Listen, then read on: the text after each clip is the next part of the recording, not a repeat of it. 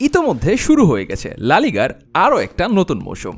আরও একবার শিরোপার জন্য লড়াই শুরু করেছে রিয়াল, বার্সা, অ্যাথলেটিকো।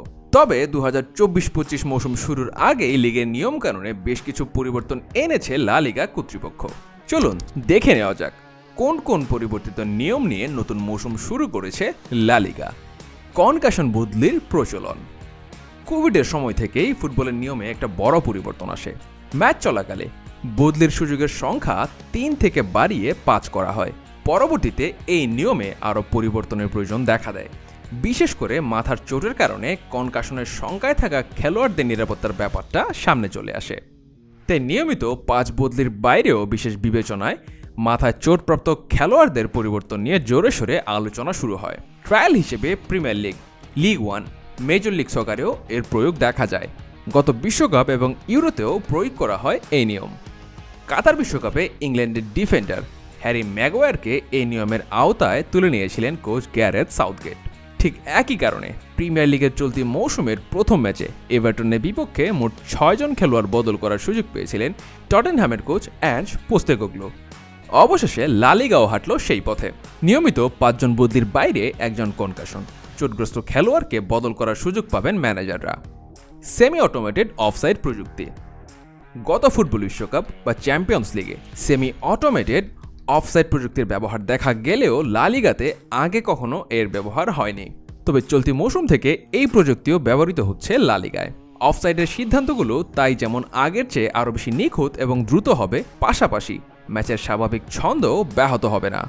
ম্যানেজার এবং খেলোয়াড়রাও অভিযোগের খুব বেশি সুযোগ পাবেন না। তবে লা লিগাতে ব্যবহার না হলেও এর আগে স্প্যানিশ সুপার কোপাতে এই প্রযুক্তি ব্যবহৃত হতে দেখা গেছে। 2024 সালে সৌদি আরবে অনুষ্ঠিত ওই টুর্নামেন্টে অংশগ্রহণ করেছিল Barcelona, Real Madrid, Atletico Madrid এবং ওসাসুনা। সেমি অটোমেটেড অফসাইড প্রযুক্তিতে বল ট্র্যাক করতে 12টা বিশেষ ক্যামেরা ব্যবহার করা হয়। পাশাপাশি প্রতি সেকেন্ডে 50 বার প্রত্যেক খেলোয়াড়ের শরীরের 29টা ডাটা পয়েন্ট ট্র্যাক করে তার অবস্থান নির্ণয় করা হয়। এই অবস্থানের সাথে প্রতিপক্ষ এবং বলের অবস্থানের তুলনা করে অফসাইডের সিদ্ধান্ত দেওয়া হয়। তবে মাঠে রেফারিকে সিদ্ধান্ত জানানোর আগে ভিডিও ম্যাচ অফিসিয়ালরা প্রযুক্তির ওই সিদ্ধান্তকে যাচাই করে নেন। পাশাপাশি ত্রিমাত্রিক অ্যানিমেশন এবং মাঠের খেলোয়াড় ও বলের অবস্থানে দাগ টেনে সেই ভিডিও ফুটেজটা দেখানো হয় পর্দায়। রেফারির সাথে কথা। মাঠে কোনো সিদ্ধান্ত পছন্দ না হলে রেফারিকে ঘিরে ধরে খেলোয়াড়দের অভিযোগ করার দৃশ্যটা একেবারেই নতুন কিছু নয়। অনেক ক্ষেত্রে রেফারিকে বিব্রতকর অবস্থায় পড়তে হয়, তাতে পকেট থেকে 2-1টা কার্ড বের করতেও বাধ্য হন তিনি। তবে এখন থেকে আর সেটা হবে না। লা লিগার নতুন নিয়ম অনুসারে শুধুমাত্র দলের অধিনায়কই কথা বলতে পারবেন রেফারির সাথে। এর আগে চলতি বছরের ইউরো এবং অলিম্পিকেও এই নিয়মের প্রয়োগ দেখা গেছে।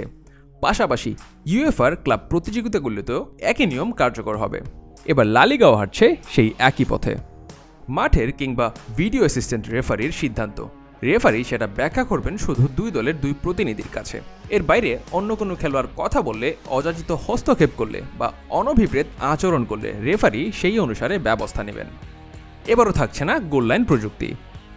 ফিফা বিশ্বকাপ, euro, Copa America, UEFA champions league এবং ইউরোপের শীর্ষ লিগগুলোতে গোল লাইন প্রযুক্তি ব্যবহার করা হলেও লা লিগাতে এবারও থাকছে না এই প্রযুক্তি। প্রিমিয়ার লিগ, লা লিগা, সিরিয়া, বুন্দেসলিগা এবং লিগ 1, ইউরোপের এই শীর্ষ 5 লিগের মধ্যে শুধু লা লিগাতেই নেই এই গোল লাইন প্রযুক্তি। গত মৌসুমে রিয়াল মাদ্রিদের বিপক্ষে বার্সেলোনার লামিন ইয়ামালের পায়ে লেগে বলটা গোল লাইন পেরিয়েছিল কিনা সেটা নিয়েও বিস্তর বিতর্ক হয়েছিল।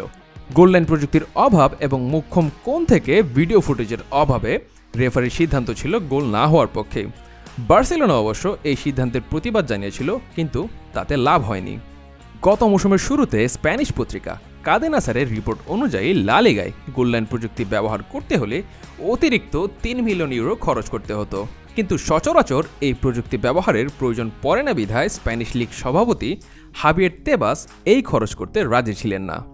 এক্ষেত্রে বলে রাখা ভালো, গোল লাইন প্রযুক্তিতে স্টেডিয়ামের বিভিন্ন অংশে 14টা ক্যামেরা বসানো থাকে।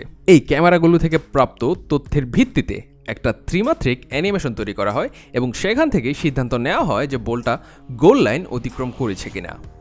বলা বাহুল্য, গোল লাইন থেকে প্রাপ্ত নিখুঁত সিদ্ধান্ত মুহূর্তের মধ্যেই পৌঁছে যায় রেফারির কাছে। তাই স্বাভাবিকভাবেই এই প্রযুক্তির মাধ্যমে রেফারিরা খুব দ্রুত নিখুঁত সিদ্ধান্ত নিতে পারেন।